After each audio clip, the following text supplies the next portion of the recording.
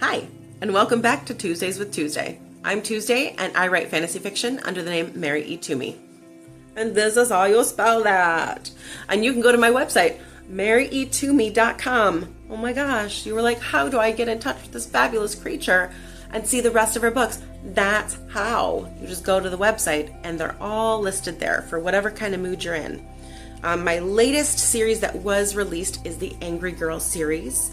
And that is a more inclusive series. There's more LGBTQ characters, and I very much enjoyed writing that. And it's actually a spin-off series of the Fate Falling series. So Fate Falling is a 14-book series that I have out. That's fantasy fiction as well, and that is based on French folklore. The characters are not French, just like this series is based in Filipino folklore, but the characters are not all Filipino. They're just a myriad of races and people and backgrounds. But the monsters are from Filipino folklore. So the Fate Falling series has monsters and magic words and everything like that from French folklore. I took a French class in my 30s, which let me tell you, that was an experience. I was by far the oldest person in the class, and my brain has not foreign languaged in a while. But I did it, and I'm very proud of myself for trying to immerse myself as much in the language, in the culture as I could. I went to different lectures. I even went to a lecture on, French Canadian folklore. Because I wanted to do French Creole, French Canadian, actual France. And then I introduced a little bit of Celtic folklore into it towards the end of the series. I don't know why we're talking about this. Come on, Tuesday, get back to the Filipino folklore. However, the Fate Falling series, which starts with Ugly Girl, is 14 books long, and then I wrote a spin-off series, and that's my newest one. That starts with Angry Girl, and that has a couple of characters that pop back in from the original series, if you like that sort of thing. But it is its own story, so you can start at either series and get a full, fantasy experience. I believe there are 6 novels in the Angry Girl series. There might be 5. I can't remember. It's been a minute. So if you're in the mood for more fantasy, feel free to check that out. And you can find it where? Oh my gosh, maryetwomey.com. You did so good remembering that. I almost heard you say it through the screen. Very proud of you. Today, we are going to be reading chapter 24 of Taste, which is book 1 in the Tearaway series. Again, you need to listen to or read the first 23 chapters, or this is just going to be nonsense to you. Chapter 24. Welcome to the Council. Upon second thought, I realized banging open the door so hard that it hit the wall was probably not the best thing to do. It did get them to shut up long enough to let me take hold of the conversation, though. They were all standing and had been going at their argument since I'd left, accomplishing a nothing. Danny entered behind me, standing in his intimidating way to stare the others down over my shoulder and reinforce my presence there. Mason abandoned his chair and clenched his fists at my side. Vaughn moved slowly to stand on my other side, smoking, as if everyone was just standing around the table drinking beers together. He'd been abducted right alongside me, but apparently it took more than that to truly ruffle him. Vaughn reached his arm out absent-mindedly and brushed his knuckles across the back of my neck, absconding with a little of my building nerves. It was incredible how he could do that.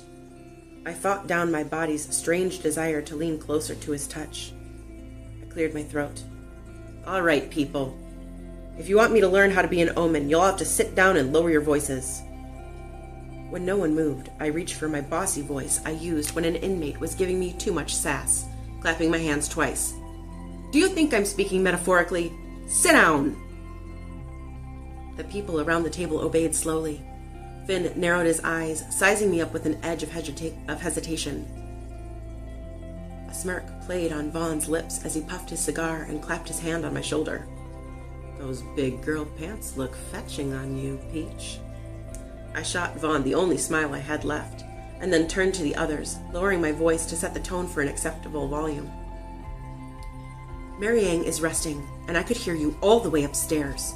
Is that how you treat the person in charge of growing your food?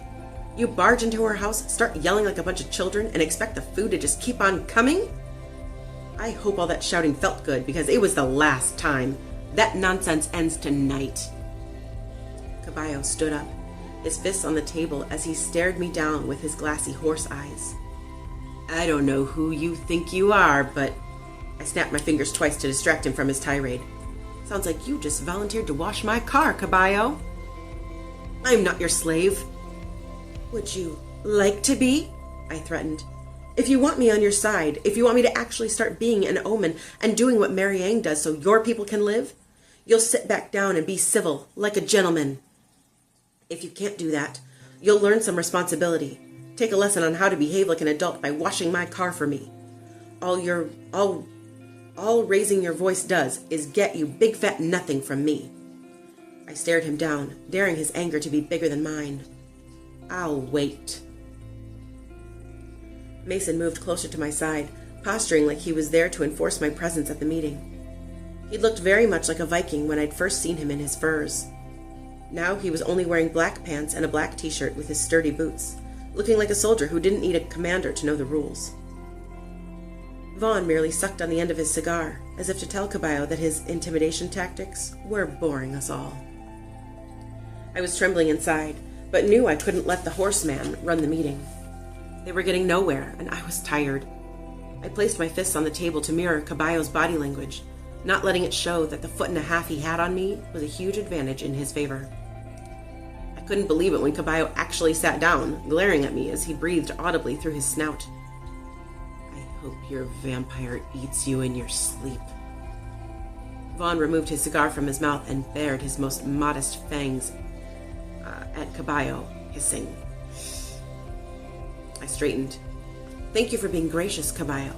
Now, since y'all have been fighting since I left, I hope you don't mind if I straighten a few things out. I held up my finger. First off, I don't owe anyone here anything. I'm doing this because I care about people dying when I can help them, not because I'm scared of any of you or feel like I work for you. The gravy train could end at any time, so deal. Be on your best behavior around me and Mary Yang, who also doesn't work for you, by the way. I held up a second finger when Caballo snorted angrily, and Finn crossed his arms over his chest, raising an eyebrow at my gall. Next off, everyone shut it while Ezra explains what the flip the Sagrado Stone is. Ezra inclined his head to me. Of course.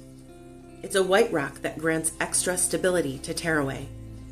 It makes the magic flow easier, the people healthier, and the land richer. It also helps to regulate the suns.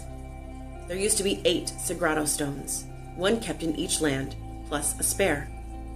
Over the years, the nations targeted each other's Sagrado Stones when they would go into battle. 8 stones turned into 7, and 6, and so on until they were all destroyed, save for the spare, which was long lost before the battles started. One of the most powerful Capre, named Orson, had the spare stone, but someone stole it from him. No one knows whom, but about a century ago, that spare Sagrado Stone went missing. As the nations warred, they weakened Tearaway, not realizing that when one nation fell, we all suffered.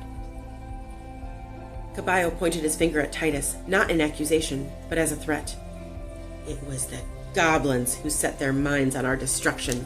They were the ones who led the battles to steal Sagrado Stones and destroy them.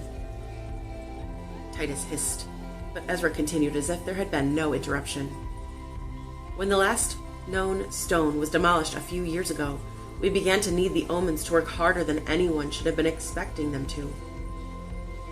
There were more back then, so they shared the load, but over time the land grew harder to work, the magic more distant and the omens more fragile. He cleared his throat. If you really are in possession of the lost Sagrado Stone, it would change a lot for Tearaway. It would make it so Mary Yang and you would only need to reap a person a day to save us all, instead of 1 per nation per day, plus an extra. I scratched at the back of my hand, wishing I could wash up again. Oh, well, that's a big deal then. And you think I have it, Lang?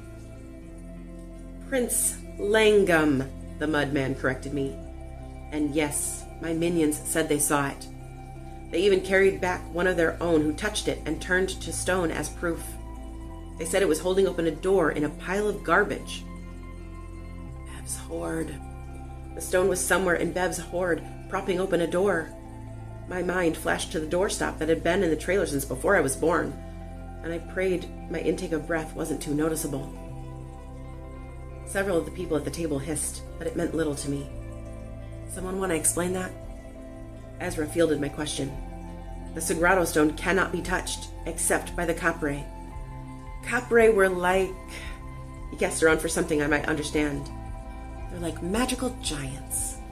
If anyone who's not Capre, or who hasn't been blessed by a Capre, touches it, they turn to stone. As Capre have been extinct long before any of us were born, it's highly improbable that anyone alive now could touch it without turning to stone. And I have this thing? This rock? Good thing I didn't touch it. Being turned to stone would seriously suck. I shuddered at the thought. Lang crossed his arms over his chest. But you did touch it. My minions saw it light up when you touched it, and yet you stand before us, not turned to stone. But I'm not a magical giant. I glanced down at my stature and frowned. I mean, clearly that's nowhere in my lineage. Lang seemed exasperated with my confusion. I don't care how it's possible. I just know that you did touch it, and here you are. You're the only one who can bring it to the nations, since all the Capre died off a century ago. I closed my eyes and tried not to let them see I was upset.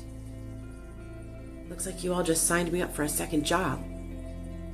I turned my head and glanced at Vaughn, whose cigar looked like it might fall out of his mouth with shock. Super.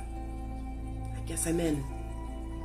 Lang tapped his fist to his chest twice, like a sort of salute. Welcome to the council, Lady October. Thank you for getting through chapter 24 with me.